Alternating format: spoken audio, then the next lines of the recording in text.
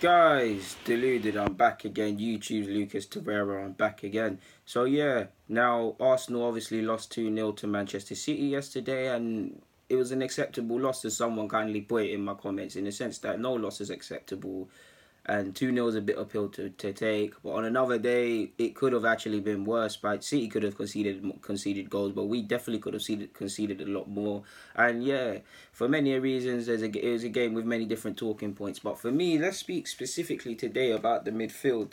I should better yet do it like this. Before I crack on with the tactics board, I know you guys like that. Obviously, for me, in regards to Emery, he clearly favours a compact midfield and stuff like that. I've told you guys before how if that's gonna happen, we need to do better on the flanks, defending 1v1s better and things like that. I guess I'll touch on that briefly. But in regards to how he likes to play, in fact, it kind of ties into that. I do believe his midfield, we need quick midfielders. Typically, our Arsenal is patient and all of these things. And I've got time for Xhaka, but I've said a lot of times he's played a bit more games than he probably needs to play, and he's on a pedestal that he probably doesn't need to be at Arsenal. I like him a lot, but yesterday, a bit too wasteful midfield. And then yesterday, obviously, Ramsey's strengths are getting forward and stuff like that, but he was nowhere to be seen. Xhaka's squandering possession. Guendouzi's having a bad game by some and a good game by the other. So sort of performance. And Lucas Torreira came on late. But obviously at a point, Torreira and Guendouzi were on the pitch at the same time. And I know he's tried Xhaka and Torreira. I think that's the midfield he's going to go with when everybody's fit and firing, possibly, well, clearly with Ramsey in there as well, and that's not a bad midfield. That's a midfield I've selected as well. I think that midfield can come good.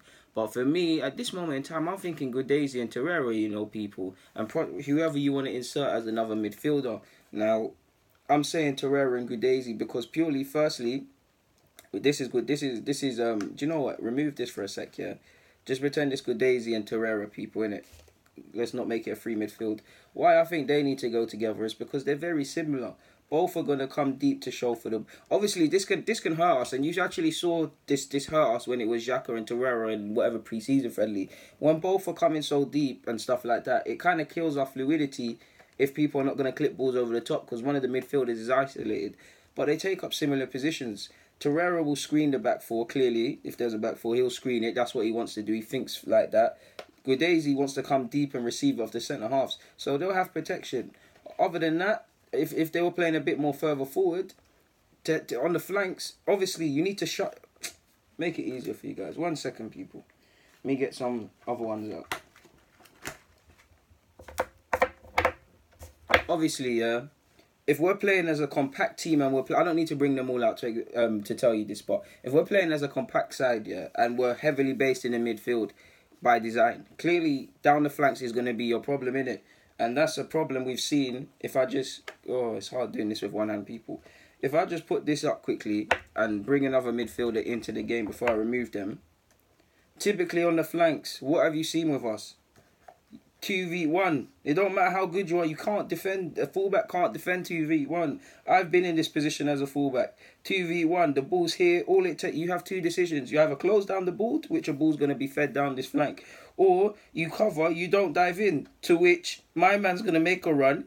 My man can either clip him in, or he can be selfish and go down the flanks. Either way, it's long, innit? Typically, you've seen that at Arsenal, us caught down the flanks. So Torreira and Guendouzi, they're a bit more dynamic than Xhaka, and Ramsey classes as dynamic, so I won't use him. But they'll be able to stop crosses early, support our fullbacks, get there early. Obviously, if they're about to be 2v1 on, Torreira and Guendouzi, again, get there early. It's 2v2 now. Obviously, if he makes the run, you follow him and he's marked. If he makes the run, the midfielder follows him, you tuck in and keep an eye on him, and you've done half your job. Obviously, he'd still technically be onside, but you get the point. So for me, they would both, apologies people, I shook the table there. They would both cover ground extremely quickly from side to side, up the field and stuff like that. A big problem would actually have to be, at times Guendouzi shows his youth and he vacates his position. If it's a pivot, that will get long. But to which it would probably be a free. Which, if based on the whole topic of this vid, which is dynamism and things like that, I know Ramsey didn't cover himself in glory on the basis of last game, especially considering his contract stuff. but three dynamic midfielders. Ramsey would have two people. He would still have to defend. Don't get it twisted. Ramsey would have protection of two people behind him as he goes on his runs, closes the ball down, like you saw against Manchester City. Come and become a striker of sorts and help Aubameyang press. He'd be able to do that.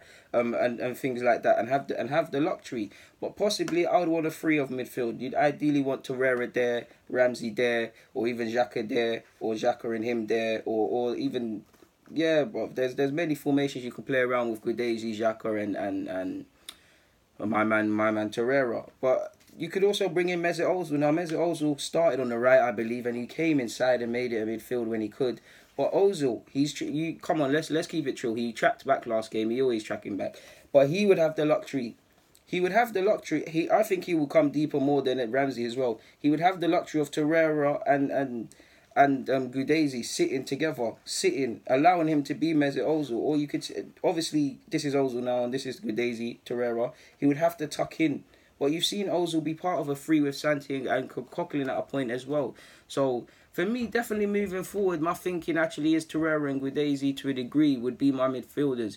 The third spot is up for grabs. Do you go with dynamism with Ramsey? Do you play Ozil in the midfield and then bring in Nelson on the flanks? Do you play Xhaka? I know Xhaka probably hasn't. Not many people would play Xhaka based on how he played yesterday to a degree. I do think he played poorly, but he is being scapegoated to a degree. Do you play him? I would still possibly consider him. I don't think you turn as a bad player overnight, to which people will say DG was Xhaka ever good. I think Xhaka's a good player. I just think that he has an inflated importance at Arsenal, and because of his lack of mobility and things like that, he shouldn't always be in the first team, but he is decent in regards to rotation and things like that. And yeah, man, and he obviously is very lax on the ball, but this ain't a video about Xhaka, it's about all our midfielders. So on that note, guys, Deluded, get in the comments, subscribe and do the rest. My socials are all in my description. Deluded Guna04 on everything from Twitter to Instagram, Snapchat, DGuna04. I see you lot adding me on these things. Keep it coming. Thank you very much for tuning in and watching. I'm out.